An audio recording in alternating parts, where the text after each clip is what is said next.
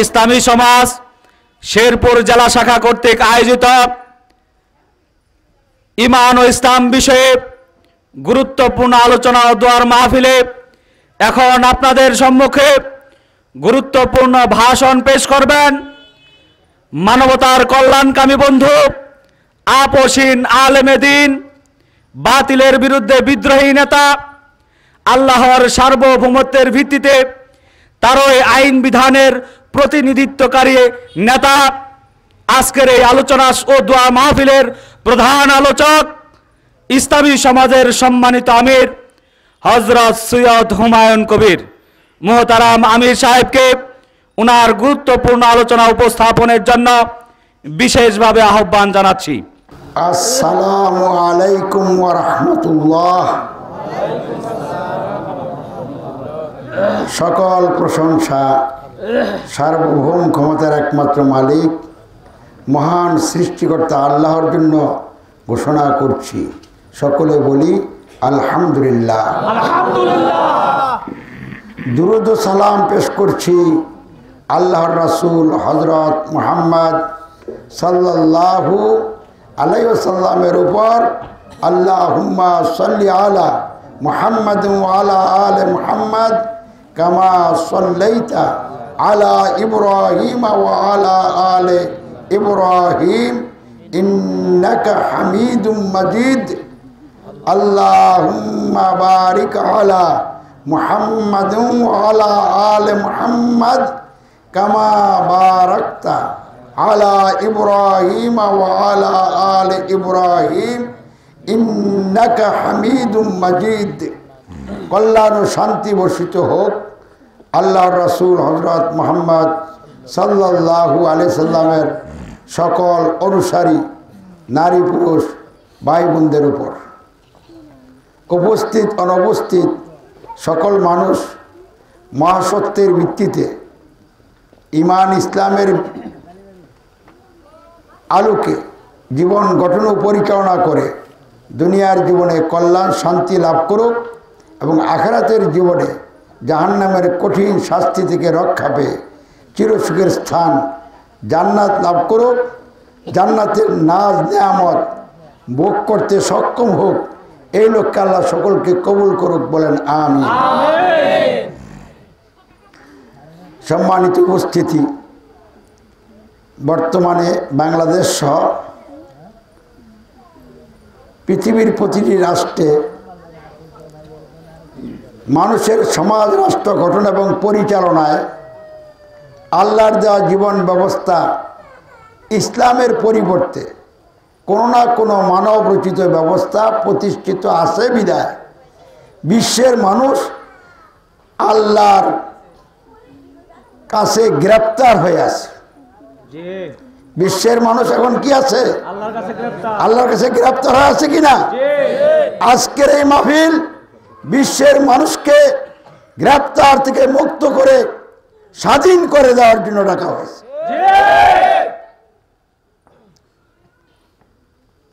আমরা গ্রেপ্তার হই না। আল্লাহর ইচ্ছা আমরা ঈমানের পরীক্ষা দিই। আমরা গ্রেপ্তার হই না। আমাদেরকে গ্রেপ্তার করার মতো কেউ নাই। আল্লাহর ইচ্ছা আমরা ঈমানের পরীক্ষা দিই।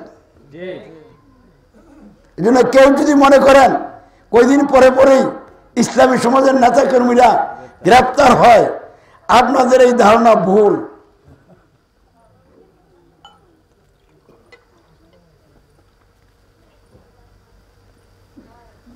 তাহলে যারা গণতন্ত্র মেনে নিয়েছে তারা গ্রেপ্তার হয়ে আছে।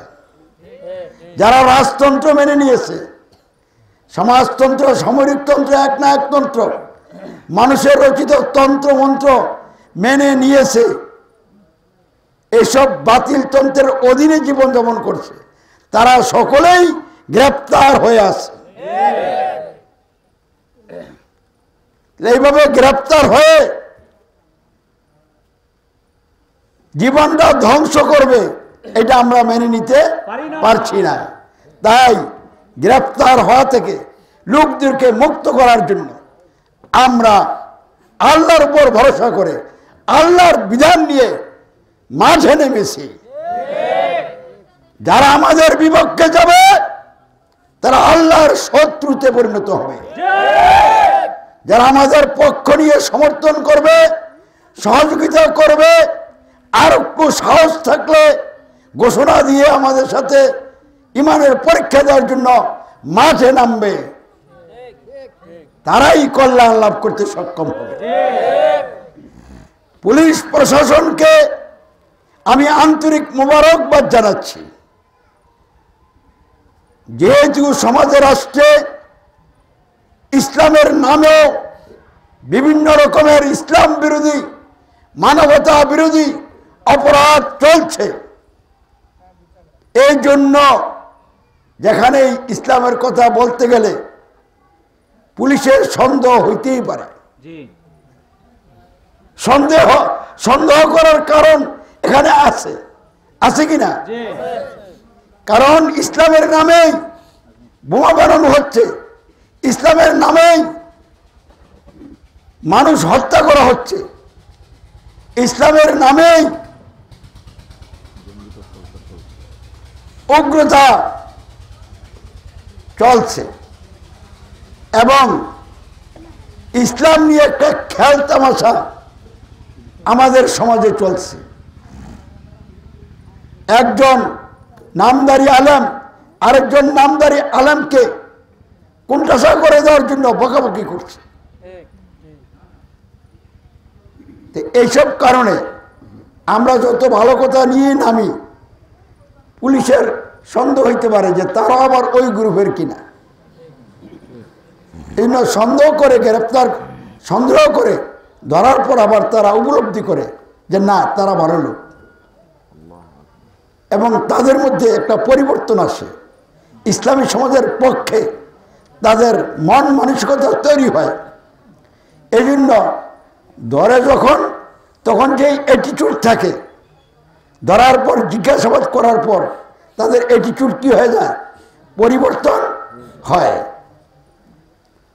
তারা প্রশাসনে যারা আছেন তারা ইসলাম বিরোধী লোক না, তাদেরকে ইসলাম বিরোধী মনে করা ঠিক না। এবং যারা সরকারও আছে তাদেরকেও আমি ইসলাম বিরোধী বলতে চাচ্ছি না, কারণ ইসলাম তো বুঝেই না। যে দেশের আলেম ওলামারা ইসলাম বুঝে না, আমি আপনাদের কাছে একটা প্রশ্ন রাখতে চাই, ইসলামের মূল বিষয় কি? আল্লাহর প্রতি ঈমান। এই জন্যই আমরা যে কালেমা বলি আমানতু বিল্লাহি ওয়া মালাইকাতিহি ওয়া কুতুবিহি ওয়া রুসুলিহি, বলি কি না? প্রথম বলি আল্লাহর প্রতি ঈমান আনলাম, আমানতু বিল্লাহি, আমি ঈমান আনলাম কার প্রতি? আল্লাহর প্রতি। এরপরে কি বলি? ও মালাইকাতিহি, এই হি মানে তার মানে আল্লাহর। তাহলে ফেরেশতার সাথে আল্লাহ আসেনি, তাহলে আল্লাহর ফেরেশতা, কিন্তু আল্লাহর সাথে আর কিছু আসেনি। তাহলে ইসলামের ইমানিয়াত, আখলাকিয়াত ও আমালের সামগ্রিক ব্যবস্থাপনায় প্রথম ও প্রধান বিষয় হচ্ছে আল্লাহর প্রতি ঈমান। তাহলে আল্লাহ কি ইসলাম পাঠাইছেন না দিন পাঠাইছেন? আর যেই দিনটা আল্লাহ পাঠিয়েছেন এই দিনের নাম আল্লাহ কি রাখছেন? ইসলাম। তাহলে ইসলাম বললে আমাদের বুঝতে হবে আল্লাহর দেওয়া দিন। দিন শব্দের অর্থ হচ্ছে প্রভুত্ব, সার্বভৌমত্ব, কর্তৃত্ব। দিন শব্দের অর্থ হচ্ছে বিধান, ব্যবস্থা। দিন শব্দের অর্থ হচ্ছে দাসত্ব, আনুগত্য। দিন শব্দের অর্থ বিচার, হিসাব নিকাশ, প্রতিফল। এই অর্থগুলিকে সামনে রেখলে দিন কাকে বলে? আপনারা তো দিন বলে বলবেন ধর্ম,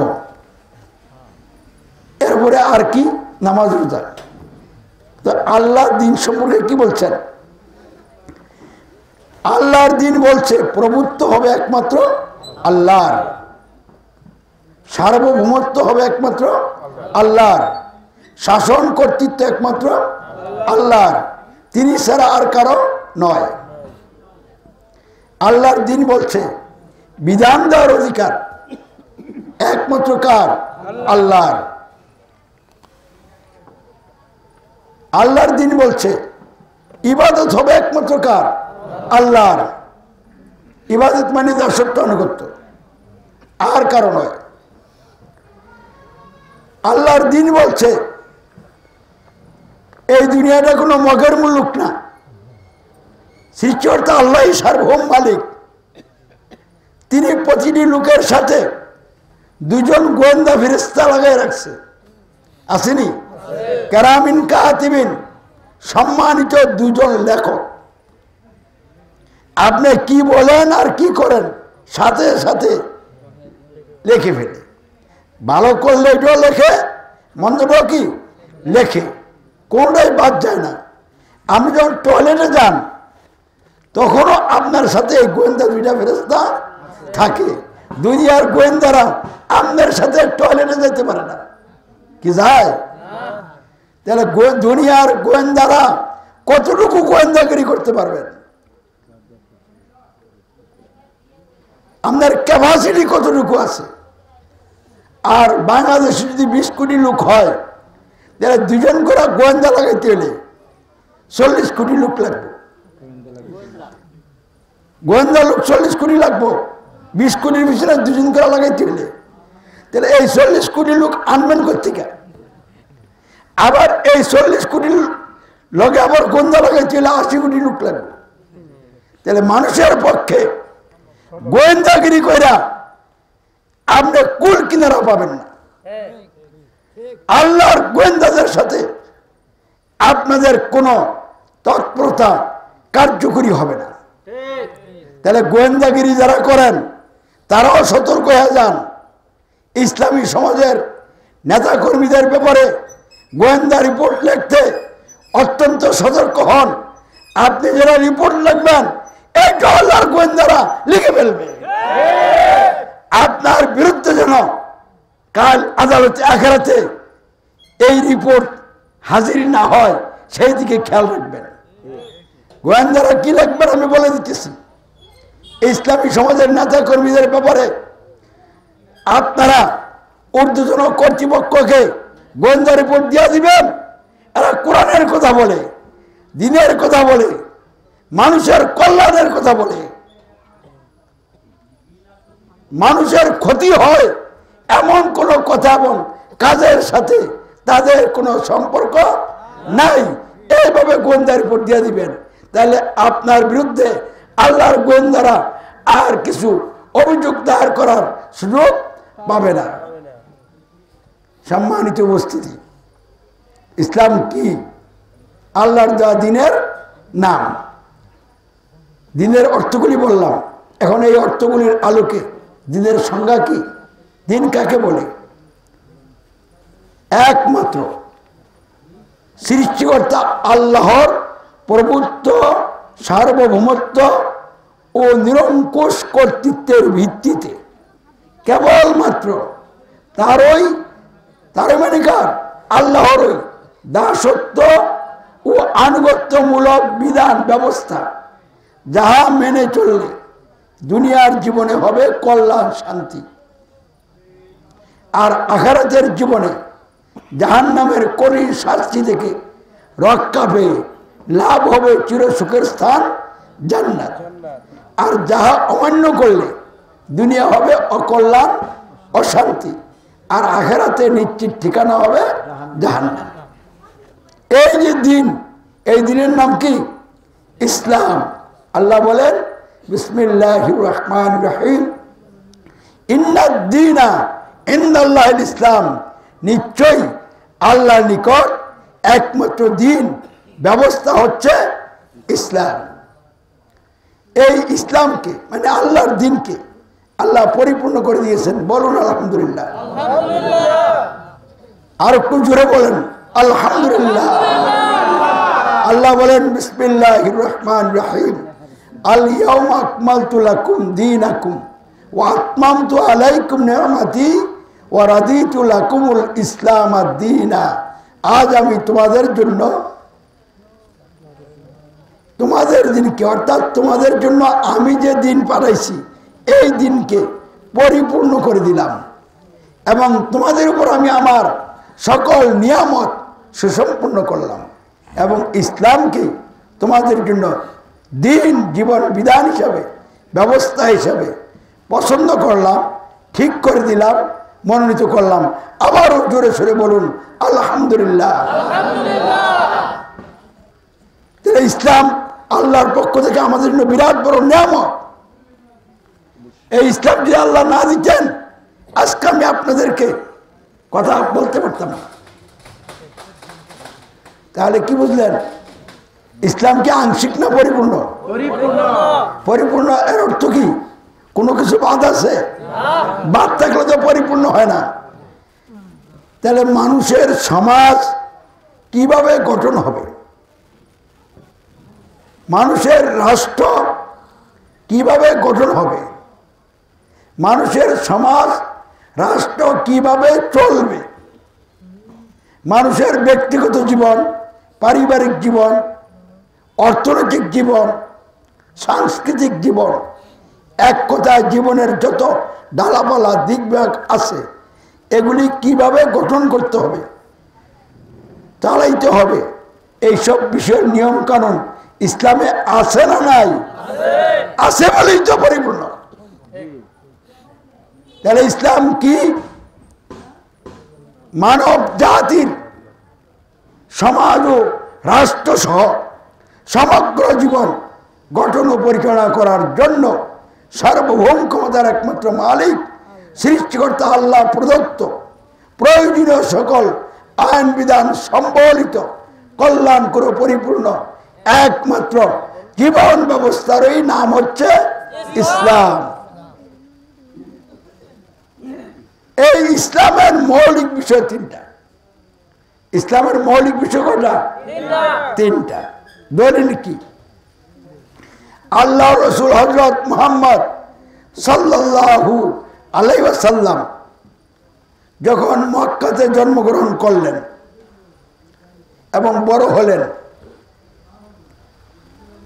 সমাজের অশান্তি দূর করে শান্তি আনার জন্য দীর্ঘদিন চেষ্টা করলেন।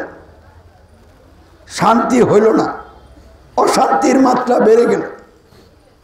তখনই তিনি সমাজ থেকে আলাদা হয়ে শান্তির পথ পাওয়ার জন্য, মানুষের জীবন থেকে অশান্তি দূর করে শান্তি আনয়নের জন্য, শান্তিময় সমাজ গঠনের জন্য স্রষ্টার দিকে রুজু হইলেন। হেরাপুরের গুহায় স্রষ্টার দিনে মগ্ন হলেন। স্রষ্টার পক্ষ থেকে বিধান আসলো, ওহী আসতে শুরু হয়ে গেল।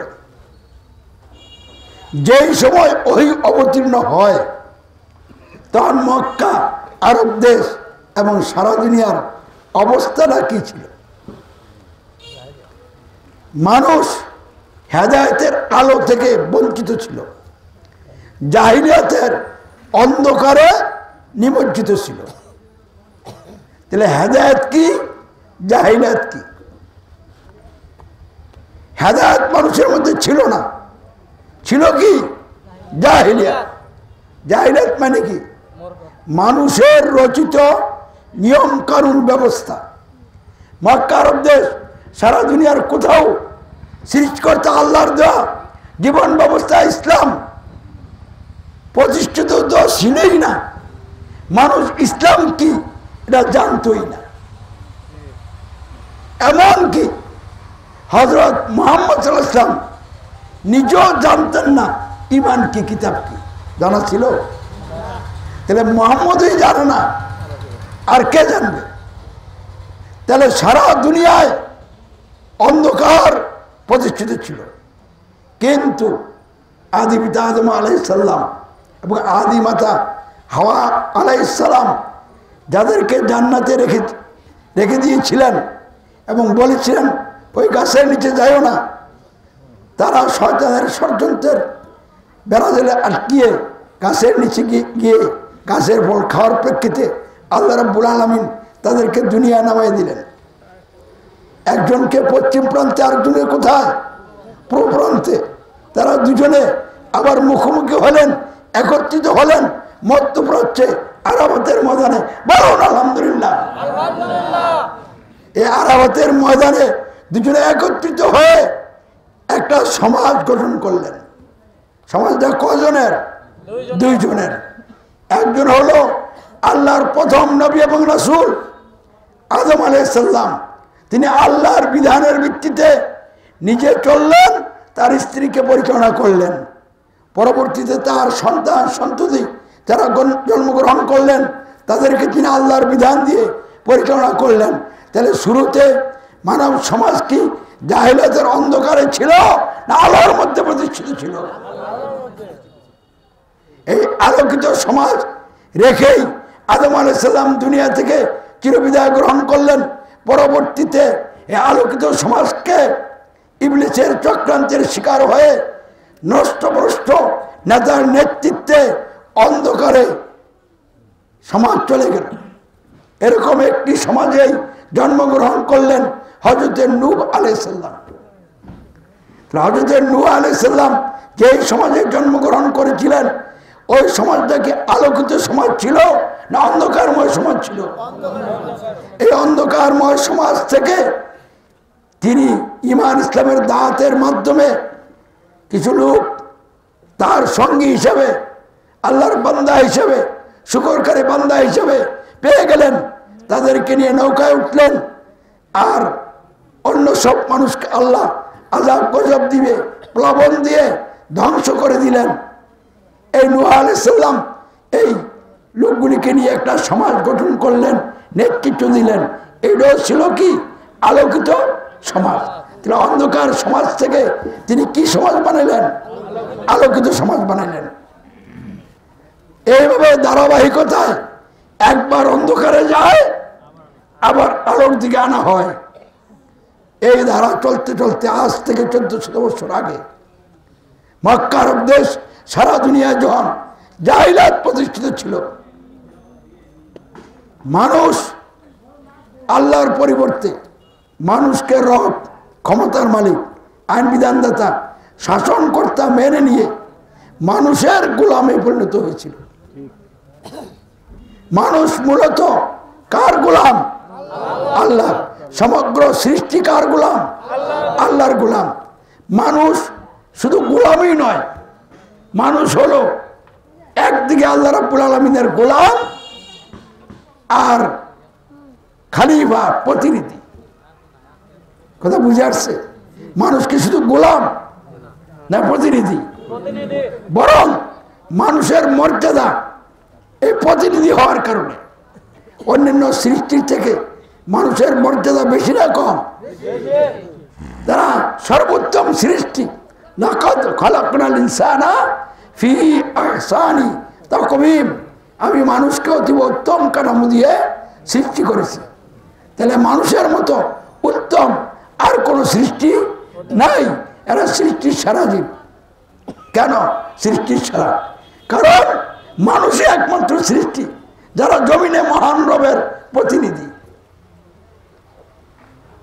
মানুষ যত বড় যোগ্যতা সম্পন্নই হোক, মালিক হতে পারবে? মালিক হওয়ার যোগ্যতা আছে? তাহলে তারা কি প্রতিনিধি? কেউ ছোট, কেউ বড়। কেউ যদি পরিবারের দায়িত্বে আসে তাহলে সে পরিবারের প্রতিনিধি। আর যদি একটা রাষ্ট্র কারো আওতা আসে, নেতৃত্বে আসেন, তিনি হলেন কি প্রতিনিধি। তার ক্ষেত্র হলো পুরা দেশ। তাহলে এখানে তো পার্থক্য। তাহলে রাষ্ট্র যিনি নেতৃত্ব দিচ্ছেন তিনিও প্রতিনিধি, আর ঘর যিনি পরিচালনা করছেন তিনিও কি প্রতিনিধি। খালি পার্থক্য একজনের ক্ষেত্র ছোট, আরেকজনের ক্ষেত্র কি বড়। এই তো পার্থক্য। কিন্তু মক্কা আরব দেশ, সারা দুনিয়ার মানুষ এই কথাটা ভুলে গিয়েছিল। মানুষ যে আল্লাহ রাব্বুল আলামিনের গোলাম এবং প্রতিনিধি, এই কথা ভুলে গিয়ে তারা নিজেরাই নিজেদের সমাজ রাষ্ট্র গঠন পরিচালনার জন্য নিজেদের হাতে আইন তুলে নিয়েছিল, মালিক সেজে বসেছিল। নাউযুবিল্লাহ মিন যালিক। তাহলে অন্ধকার ছিল মানে কি? মানুষ তাদের সমাজ রাষ্ট্র গঠন পরিচালনায় আল্লাহর পরিবর্তে মানুষকে ক্ষমতার মালিক, মানুষকে আইনদাতা, মানুষকে শাসনকর্তা গ্রহণ করে নিয়েছিল, মেনে নিয়েছিল। মানুষ মানুষের জন্য ক্ষমতার মালিক, আইনদাতা, শাসনকর্তা দাবি করে মানুষকে তাদের গোলামে পরিণত করেছিল। কথা বুঝতে পারছেন?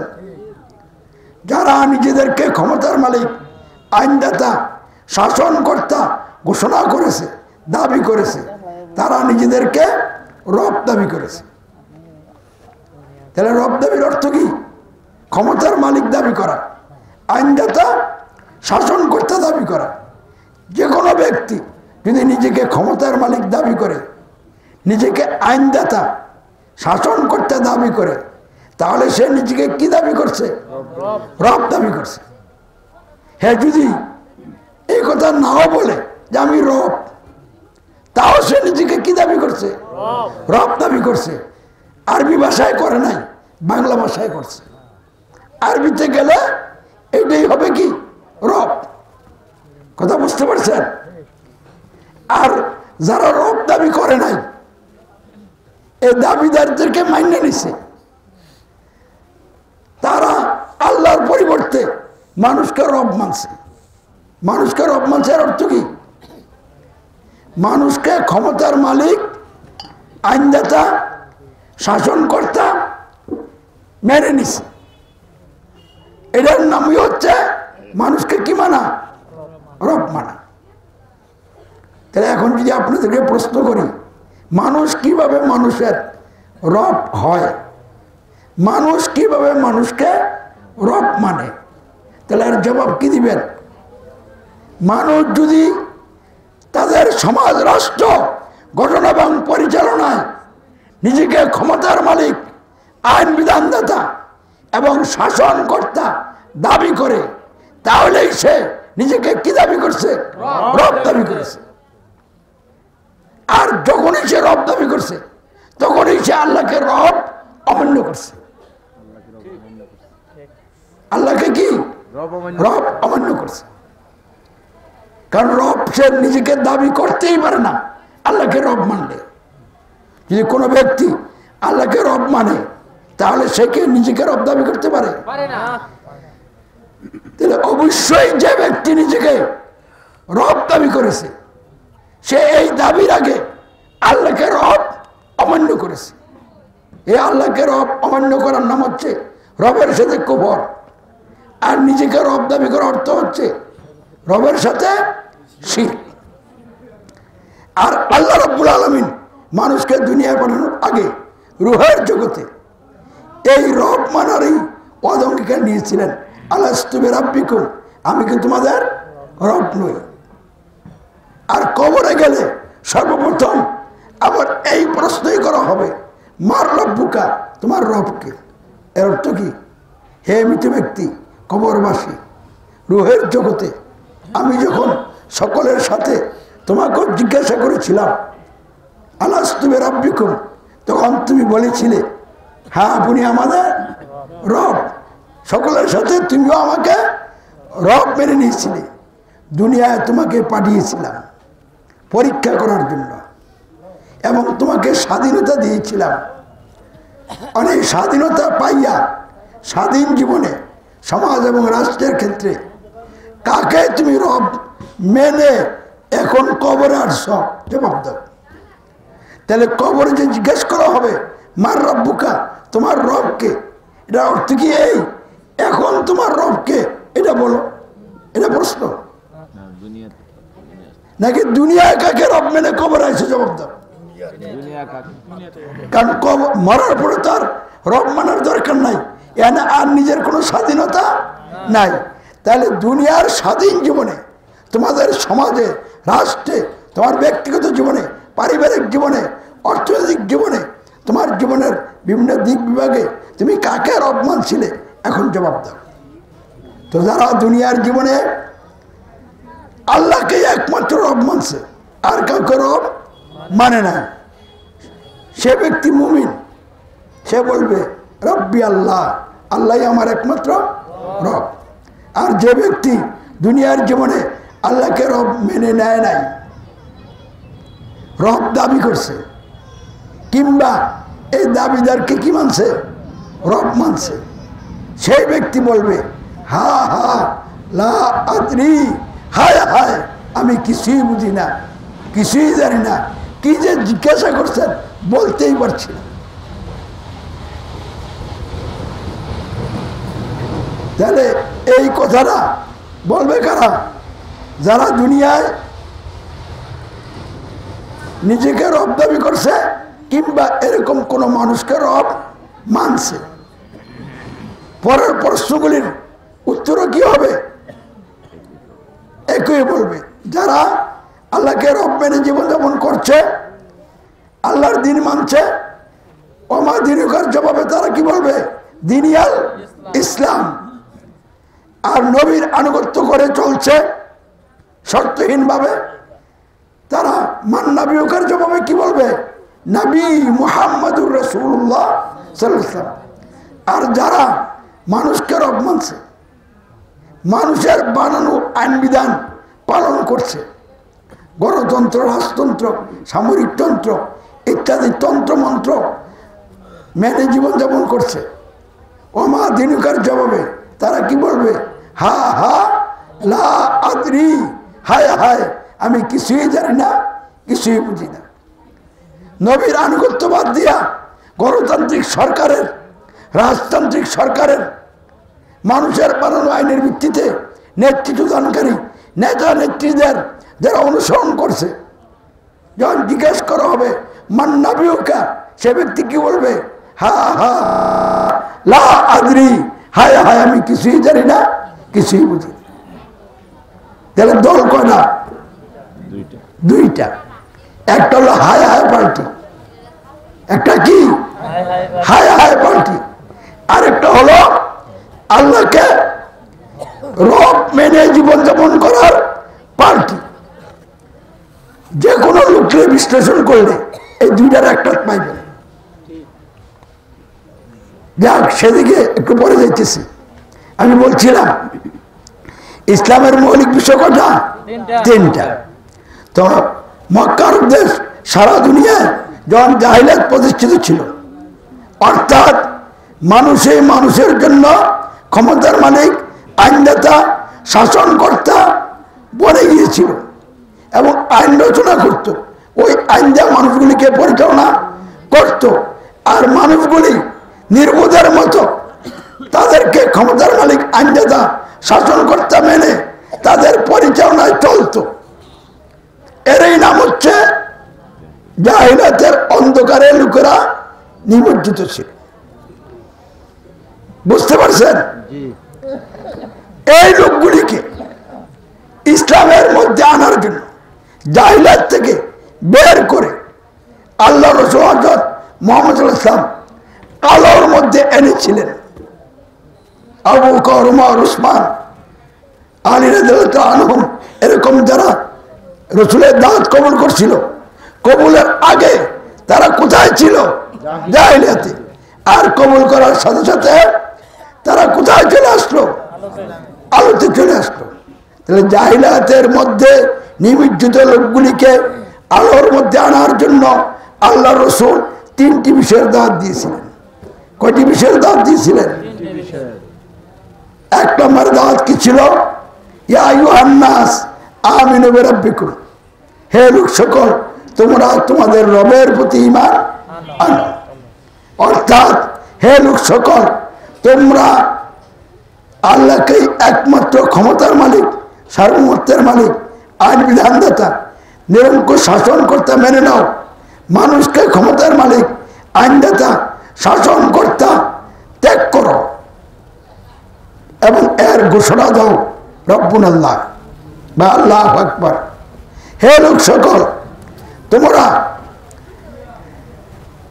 একমাত্র আল্লাহর কাছে নত হও, আল্লাহর আইনের আনুগত্য করো, আল্লাহর উপাসনা করো। আল্লাহ ছাড়া আর কারো দাসত্ব, আনুগত্য, উপাসনা তোমরা করিও না। আল্লাহ ছাড়া আর যার যার তোমরা দাসত্ব করছো, আনুগত্য করছো, উপাসনা করছো, সেটা ত্যাগ করো।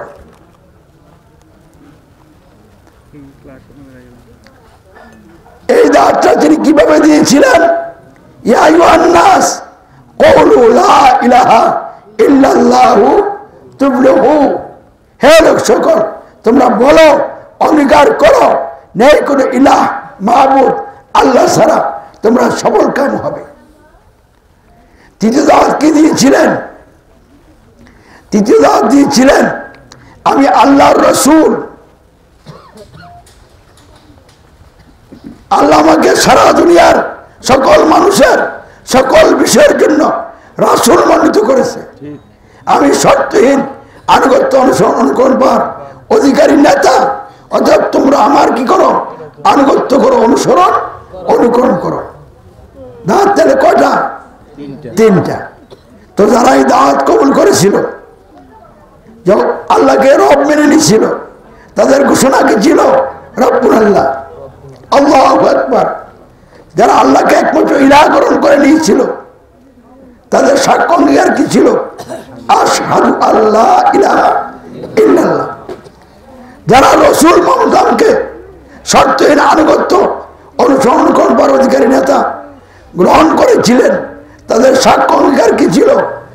আশহাদু আন্না মুহাম্মাদার রাসূলুল্লাহ। তাহলে কালেমা কয়টা হইল? যারা জাহিলাত ত্যাগ করে ইসলামে আসলো, তাদের ঘোষণা এবং সাক্ষ্য অঙ্গীকারের বাক্য কটা? তিনটা। রব্বুল আল্লাহ কোরআনের ভাষায়, আর হাদিসের ভাষায় আল্লাহু আকবার। 2 নম্বর বাক্য কি? আশহাদু আল্লাহ ইলাহা ইল্লাল্লাহ। 3 নম্বর বাক্য কি? আশহাদু আন্না মুহাম্মাদার রাসূলুল্লাহ। তাহলে বিষয় কয়টা পাইলেন? দাওয়াত তিনটা, আর যারা গ্রহণ করলো তাদের ঘোষণা সাক্ষ্য অঙ্গীকারও তিনটা। সালাতের জন্য আযান দেওয়া হয়। আযানটা কিসের জন্য দেওয়া হয়? সালাতের জন্য। তাহলে সালাত হলো ইমানদারদের গুরুত্বপূর্ণ আমল।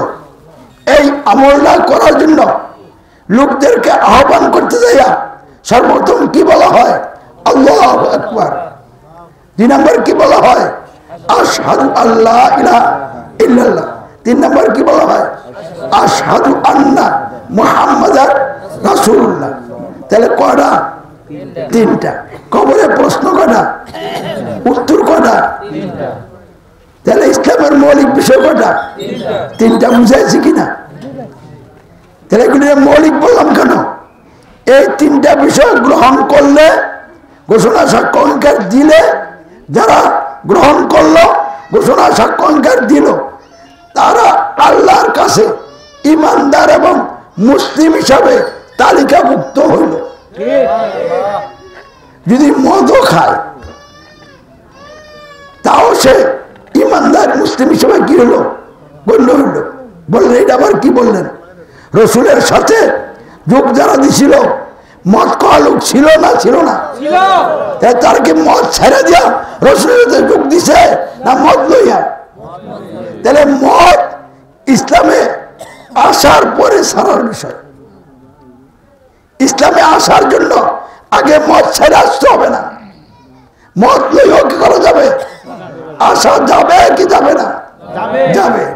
তাহলে ইসলামের এই মৌলিক তিনটা বিষয় না থাকলে ইসলামে থাকা যাবে কিনা? যাবে না। কারণ মক্কার লোকদের, বিশ্বের লোকদের এই তিনটা বিষয় ছিল না বিদায় তারা ইসলামের বাহিরে ছিল। আর ইসলামে আনার জন্য তাদেরকে এই তিনটা বিষয়েই দাওয়াত দেওয়া হয়েছে। পরিষ্কার কিনা বলেন? না কোথাও কোনো খটকা আছে? এই তিনটার মূল কোনটা? আল্লাহর প্রতি ঈমান। আল্লাহর প্রতি ঈমান কি?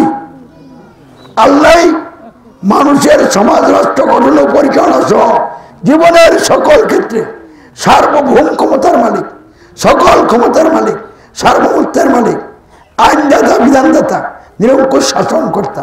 তিনি সারা জীবনের কোন একটি কোনার মধ্যেও না। সার্বভৌমত্বের মালিক, আইনদাতা, বিধানদাতা, শাসনকর্তা নয়। এটা হলো আল্লাহর প্রতি ঈমান। আর এই ঈমান যারা আনবে তাদের ঈমানের ঘোষণা কি? কোরআনের ভাষায় রব্বুল আল্লাহ, হাদিসের ভাষায় আল্লাহু আকবার। কিন্তু শ্রদ্ধেয় উলামায়ে কেরাম বাংলাদেশ পৃথিবীতে যারা আছে তারা মূল ইমান রাব্বুনাল্লাহকে জানছে, বুঝছে, মানছে না লা ইলাহা ইল্লাল্লাহকে মূল ইমান বলিয়া চালিয়ে দিছে। তাহলে আর বেশি কথা বলার দরকার নাই। কোনটা আল্লাহর প্রতি ইমান আর আল্লাহর প্রতি ইমানের ঘোষণাটা কি এই নিয়ে যারা জানে না তারা আর জানে কি? তাদের জানারই কোনো লাইন নাই। এগুলি ইমানদারদের জানা নয়। এই জন্যই আজকে ইসলামের নামে বহু রকমের মানবতা বিরোধী অপরাধ সংঘটিত হচ্ছে। গণতন্ত্রের নামে তো হইতেছে, ওই মানবোচিত ব্যবস্থার নামে হচ্ছে, কিন্তু ইসলামের নামেও আজকে বহু রকমের অপরাধ সংঘটিত হচ্ছে। এগুলির সমাধান হওয়া দরকার কিনা বলে? তাহলে সমাধান করতে হলে কোন কাজ থেকে আমরা কাজ শুরু করব? শুরুটা যদি না হয় সমাধান হবে? দেখেন না, মূর্তি আর ভাস্কর্য নিয়ে এখন চলছে দ্বন্দ্ব। আলেমরা দুই ভাগ হয়ে গেছে। কেউ কেউ মূর্তি আর ভাস্কর্য কি এক, আবার কেউ কেউ বলতেছে মূর্তি আর ভাস্কর্য কি না এক না। তাহলে এখন ওলামারা হয়ে গেছে এই ইস্যুতে কয় ভাগে বিভক্ত? দুই ভাগে বিভক্ত। এখন প্রশ্ন হলো ভাস্কর্য আর মূর্তি এসব নিয়ে তর্ক বিতর্ক করার সময় কি এখন? ভাস্কর্য আর মূর্তি নিয়ে যেহেতু ওলামারা এখন একমত হইতে পারে না, তাহলে এখানে কিছু ব্যাখ্যা বিশ্লেষণের বিষয় আছে বলে মনে হয় নাকি? আমরা এই ব্যাপারে কিছু বলবো না। ইসলামী রাষ্ট্র হইলে পর আমরা এই ব্যাপারে ফতোয়া দিব কি হবে না হবে। এখন আমরা এই ব্যাপারে কিছু বলবো না। কেন বলবো না? আপনি দেখেন, সুদ হারাম, এই ব্যাপারে মূল ইমান কোনটা এটা না জানলো আসল ইমানকে বাদ দিয়া ইসলামের দ্বিতীয় বিষয় লা ইলাহা ইল্লাল্লাহকে মূল ইমান বানাইয়া বিশ্বব্যাপী যারা ইসলামের পণ্ডিত হয়ে গেছেন সকলে একমত সুদ হারাম। কি একমত কিনা? এখন সুদের ব্যাংক বাড়ছে না কমছে? তাহলে সুদের সাথে লেনদেন কমছে না বাড়ছে?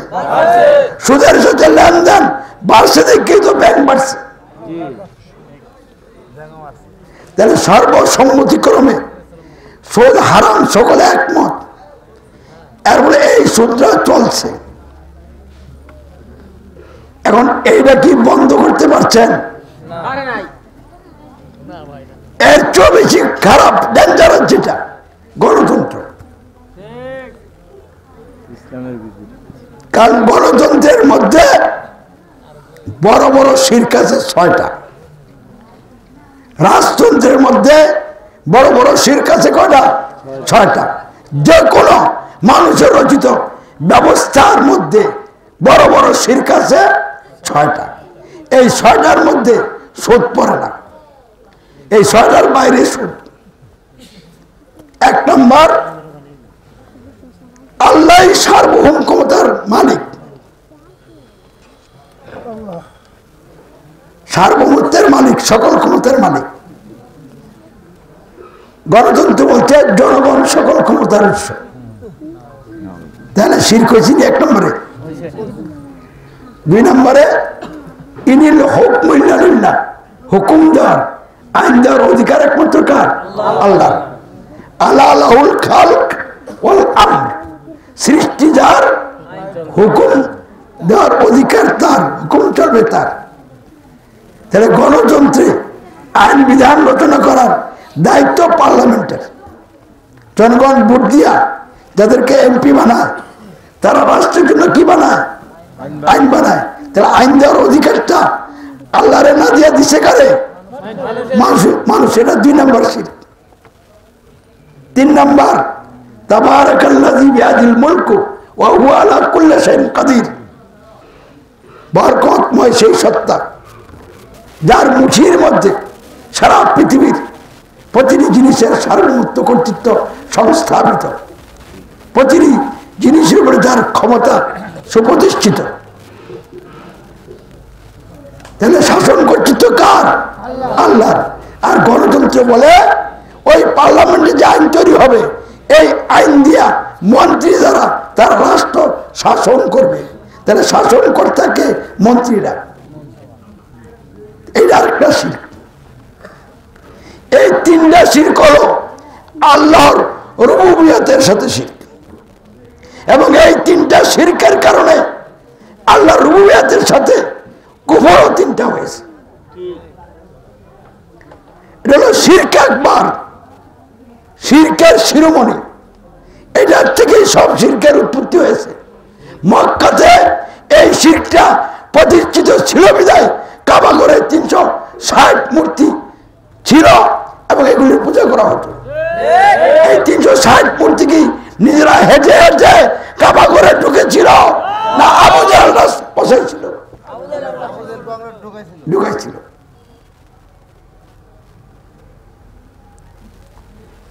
তারপরে আল্লাহ বলছেন ইবাদত হবে কার? আল্লাহ। ইয়া আইয়ুহান নাসু উবুদু রাব্বাকুমুল্লাযী খালাকাকুম ওয়াল্লাযীনা মিন ক্বাবলিকুম লাআল্লাকুম তাত্তাকুন।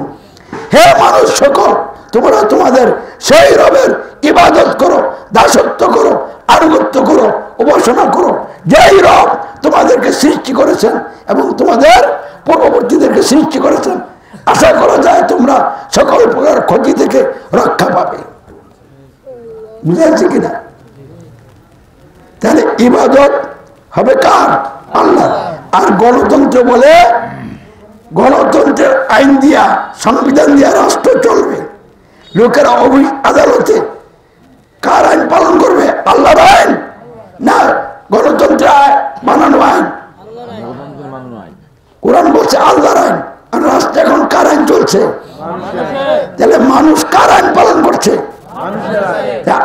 আল্লাহর আইন পালন করলে আল্লাহর আবাদত, মানুষের আইন পালন করলে মানুষের আবাদত। মানুষের আবাদত মানে মানুষের দাসত্ব, মানুষের আনুগত্য। তাহলে গণতন্ত্র বলতেছে দাসত্ব মানুষের, এটার একটা শিরক। গণতন্ত্র বলতেছে আনুগত্য মানুষের, এটার একটা শিরক। এরপরে গণতন্ত্র কি বলে? ধর্ম, উপাসনা, এটা যার যার। ইসলাম কি যার যার কয় না আল্লাহর বলে? তাহলে যার যার উপর যে ছেড়ে দিল এটা তো একটা শিরক। তাহলে কয়টা শিরক পাইলেন?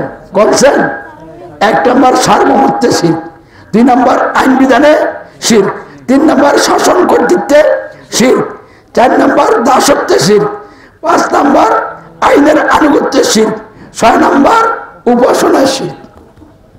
এর মধ্যে সুদ আসেনি? নাই। তাহলে সুদের চার বড় ঠাকুর যেগুলি, এগুলি সমাজে প্রতিষ্ঠিত, যার কারণে আপনি সুদ এখন বন্ধ করতে পারবেন না। পারবেন? আরে ভাস্করের বিরুদ্ধে কেউ ভাস্কর্য যদি কোথাও বানায় রাখে এই জন্য আমার কোনো যা আসে না, কিন্তু সুদ যদি সমাজে প্রতিষ্ঠিত থাকে, আমার বিদ্যুতের বিল দিতে গেল সুদের ব্যাংকে দেওয়া লাগে।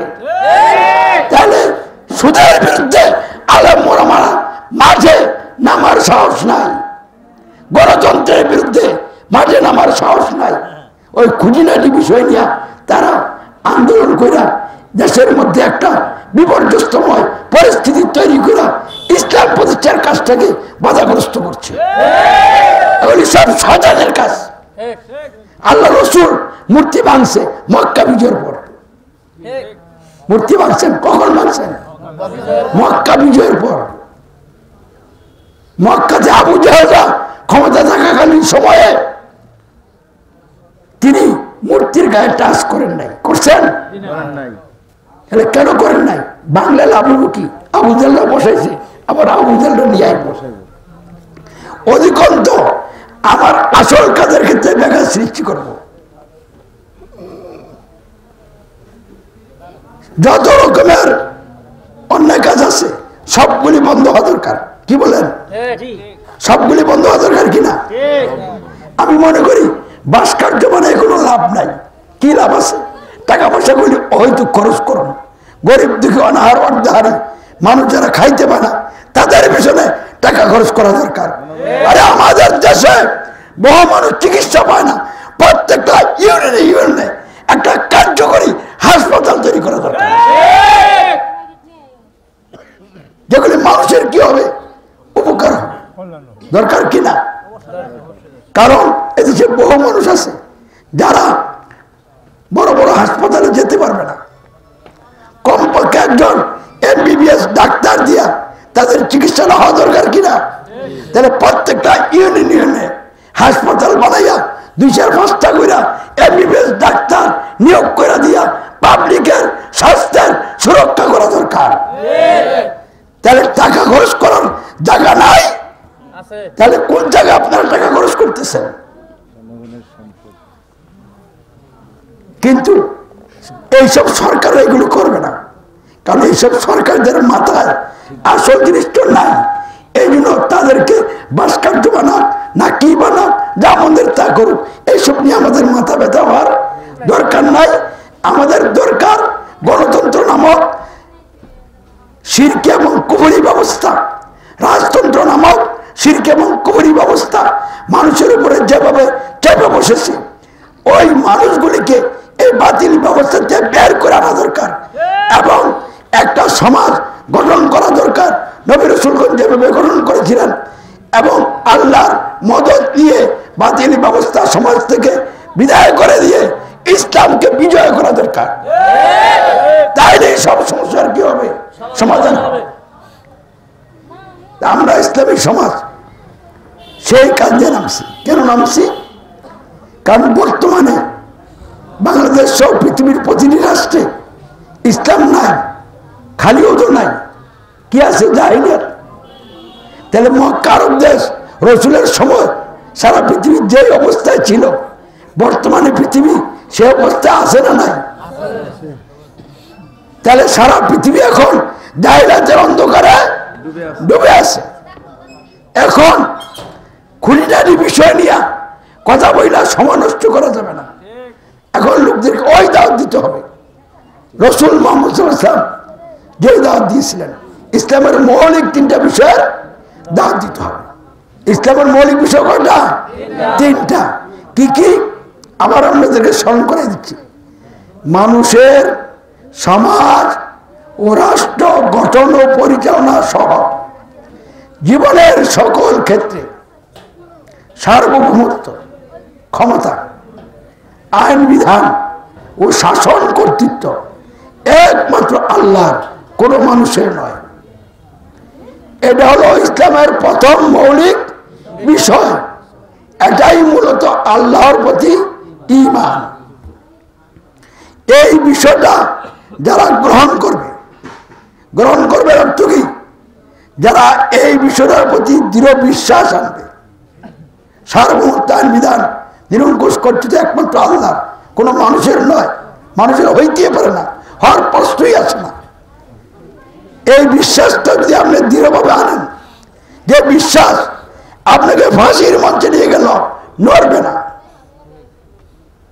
তাইলেই আল্লাহর প্রতি ঈমান কি আনা হলো, গ্রহণ করা হলো, আনা হলো। এরপর আপনি ঘোষণা দিবেন রব্বুনা আল্লাহ। তাহলে গ্রহণও করছেন, ঘোষণাও দিচ্ছেন, অন্তর এবং মুখে মিলে গেছে। 2 নম্বর বিষয় কিসের? ইসলামের 2য় মৌলিক বিষয়। সেটা কি? মানুষের সমাজ রাষ্ট্র গঠন ও পরিচালনা সহ জীবনের সকল ক্ষেত্রে দাসত্ব, আইনের আনুগত্য, উপাসনা একমাত্র আল্লাহর, অন্য কারো নয়। এটা হলো ইসলামের কয় নম্বর বিষয়? আর এই বিষয়টা গ্রহণ করতে হবে কিনা? গ্রহণ কেমনে করতে হয়? এই বিষয়টার প্রতি যদি দৃঢ় বিশ্বাস আনেন, যে বিশ্বাস আপনার ফাঁসি দিলেও লড়বে না, তাহলে এটা কি করা হলো? গ্রহণ করা হলো। এবারে যে গ্রহণ করছেন, প্রকাশ করবেন কিনা? প্রকাশ করবেন। কি দিয়া? মুখ দিয়া। কেমনে প্রকাশ করবেন? আশহাদু আল্লা ইলাহা ইল্লাল্লাহ, আমি সাক্ষ্য দিচ্ছি, অঙ্গীকার করছি, নাই কোনো ইলাহ, মাবুদ, দাসত্ব, আনুগত্য, উপাসনা পাওয়ার অধিকারী সত্তা একমাত্র আল্লাহ ছাড়া। তাহলে এইটা ইসলামের দ্বিতীয় মৌলিক বিষয়ের প্রকাশ। 3 নম্বর ইসলামের মৌলিক বিষয় মানুষের সমাজ রাষ্ট্র গঠন ও পরিচালনা সহ জীবনের সকল ক্ষেত্রে শর্তহীন আনুগত্য, অর্থাৎ শর্তহীন অনুসরণ ও অনুকরণ একমাত্র হযরত মুহাম্মদ সাল্লাল্লাহু আলাইহি ওয়াসাল্লামের অন্য কারো নয়। এই বিষয়টার প্রতি দৃঢ় বিশ্বাস আনবেন। ফাঁসির মঞ্চ হইল, আপনি এই বিশ্বাস থেকে নড়বেন না। তাহলে এই বিশ্বাসটা কি হলো? এই দ্বিতীয় মৌলিক বিষয়টা গ্রহণ করা হলো। এইবারের সাক্ষ্য অঙ্গীকার দিবেন, মুখ দিয়ে প্রকাশ করবেন। সেটা কি? আশহাদু আন্না মুহাম্মাদুর রাসূলুল্লাহ, আমি সাক্ষ্য দিচ্ছি, অঙ্গীকার করছি হযরত মুহাম্মদ সাল্লাল্লাহু আলাইহি ওয়াসাল্লাম আল্লাহর রাসূল, শর্তের আনুগত্য অনুসরণ করুন, পরবর্তীকারী একমাত্র নেতা। তাহলে ইসলামের মৌলিক 3টা বিষয় এবং ঘোষণা সাক্ষ্য অঙ্গীকার ক্লিয়ার হয়েছে। এই 3টা বিষয় যার মধ্যে আছে, যাদের মধ্যে আছে তারা ইমানদার মুসলিম, যার মধ্যে নাই, যাদের মধ্যে নাই তারা ইমানদারও না, মুসলিমও না। আর এই ইসলামের বিপরীত মানুষের রচিত যত ব্যবস্থা আছে ওগুলির নাম আল্লাহ দিয়েছেন জাহিলিয়াত। মানুষ কিন্তু জাহিলিয়াত দেয় নাই, মানুষ রাখছে নাম গণতন্ত্র, মানুষ নাম রাখছে কি রাজতন্ত্র, সমাজতন্ত্র, এরকম ইত্যাদি নাম দিচ্ছে। আর আল্লাহ কি বলছেন? জাহিলিয়াত। তাহলে গণতন্ত্র হলো জাহিলিয়াত। গণতন্ত্র সহ সকল মানবরচিত ব্যবস্থা তথা জাহিলিয়াতের মৌলিক বিষয় 3টা। ইসলামের মৌলিক বিষয় কয়টা? জাহিলিয়াতের মৌলিক বিষয় কয়টা? 3টা। 1 নম্বর জাহিলিয়াতের মৌলিক বিষয় কি? সমাজ রাষ্ট্র গঠন এবং পরিচালনায় সার্বভৌমত্ব নিদান কর্তৃত্ব মানুষের। 2 নম্বর সমাজ এবং রাষ্ট্রের ক্ষেত্রে মানুষের আইনের আনুগত্য, মানুষের দাসত্ব। 3 নম্বর সমাজ এবং রাষ্ট্রের ক্ষেত্রে মানুষের বানানো আইন দিয়া যারা নেতা হবে, সরকার হবে, ওই নেতা বা সরকারের আনুগত্য, অনুসরণ, অনুকরণ। তাহলে জাহিলিয়াতের মৌলিক বিষয় কয়টা? 3টা। এখন যদি কোনো ব্যক্তি সমাজ এবং রাষ্ট্রের ক্ষেত্রে গণতন্ত্র তথা জাহিলিয়াত মেনে নেয়, তাহলে সমাজ এবং রাষ্ট্রের ক্ষেত্রে সে সার্বভৌমত্ব নিদান কর্তৃত্ব আল্লাহর মানছে না মানুষের মানছে? তাহলে ইসলামের প্রথম মৌলিক বিষয় আছে না নাই? বাদ হয়ে গেছে কিনা? তারপরে মানুষের তৈরি সংবিধানের আনুগত্য করলে একমাত্র আল্লাহর দাসত্ব আনুগত্য বাসনা ইসলামের দ্বিতীয় মৌলিক বিষয় আছে না বাদ? মানুষের তৈরি আইন যারা নেতা, সরকার, এদেরকে নেতা মানলে, এদের আনুগত্য করলে, অনুসরণ করলে রাষ্ট্রীয় জীবনে রাসূলের আনুগত্য থাকলো না বাদ গেল? তাহলে ইসলামের মৌলিক 3টা বিষয় বাদ হয়ে গেল কিনা? তাহলে ইসলামের না জাহিলিয়াতে? তাহলে বাংলাদেশের তথাকথিত মুসলমান যারা সমাজ এবং রাষ্ট্রের ক্ষেত্রে গণতন্ত্র মেনে নিয়ে ইসলামের 3টা মৌলিক বিষয় থেকে দূরে থাকার কারণে তারা ইসলামের মধ্যে নাই, তাদের অবস্থান কোথায়? জাহিলিয়াতে। সরকারে যারা আছে তারাও জাহিলিয়াতে, আর জনগণ যারা গণতন্ত্র মেনে নিয়েছে তারাও জাহিলিয়াতে। ইসলামের নামে যারা ক্ষমতায় যাওয়ার জন্য ইলেকশন করে, পাকা মার্কা, দাড়িপাল্লা মার্কা ইত্যাদি মার্কায়, এরাও ইসলামের বাহিরে। যারা উগ্র এবং জঙ্গিবাদী বোমা বানায় মানুষ হত্যা করে, তারাও ইসলামের বাহিরে। কারণ তারা নিজেরা রব হয়ে গেছে। কেন্দ্রের অবশ্যই পর্যন্ত রমজান মাসে রোজা রাখা ফরজ। কোন মাসে রোজা ফরজ? এখন কোন ব্যক্তি যদি বলে মুহররম মাসে রোজা ফরজ, আমি মুহররম মাসে ফরজ রোজা রাখবো, এটা কি আল্লাহর কথা না তার নিজের কথা? যে আল্লাহর কথা বাদ দিয়া নিজের কথা চালায় সেই তো রব হয়। ইসলামী রাষ্ট্র হয়ে গেলে, যদি ইসলামী রাষ্ট্রের উপরে কোন কুফরি রাষ্ট্র আক্রমণ করে, তখন লড়াই করার বিধান ইসলামে আছে। ইসলামী রাষ্ট্রের ভিতর থেকে যদি কেউ বিদ্রোহ করে, তাদের উপরে সশস্ত্র আক্রমণের মাধ্যমে দমন করার বিধান ইসলামে আছে। কিন্তু রাষ্ট্রীয় ক্ষমতায় যাওয়ার জন্য, ইসলাম প্রতিষ্ঠার জন্য, ক্ষমতায় যাওয়ার জন্য লড়াই ইসলামে নাই। কারণ মক্কি জীবনের 13 বছরে যারা আবু জাহলরা ক্ষমতায় ছিল, মানুষের ত্রাঞ্জা রাষ্ট্র চলছিল, তখন আল্লাহ রাসূল হযরত মুহাম্মদ সাল্লাল্লাহু আলাইহি ওয়াসাল্লাম ঈমান ইসলামের দাওয়াতের মাধ্যমে দাওয়াত কবুলকারীদেরকে নিয়ে তার নিজের নেতৃত্বে আনুগত্যে ইমানদারগণের সমাজ গঠন আন্দোলন গড়ে তুলেছিলেন। এবং এই আন্দোলনের প্রেক্ষিতে গালি আসছে, মায়ের আসছে, আল্লাহর পক্ষ থেকে নির্দেশ ছিল সবর করো, ক্ষমা করো, মোকাবেলার দায়িত্ব আমার উপরে ছেড়ে দাও। রাসূল সবর করেছিলেন, ক্ষমা করেছিলেন, মোকাবেলার দায়িত্ব আল্লাহর উপরে দিয়েছিলেন।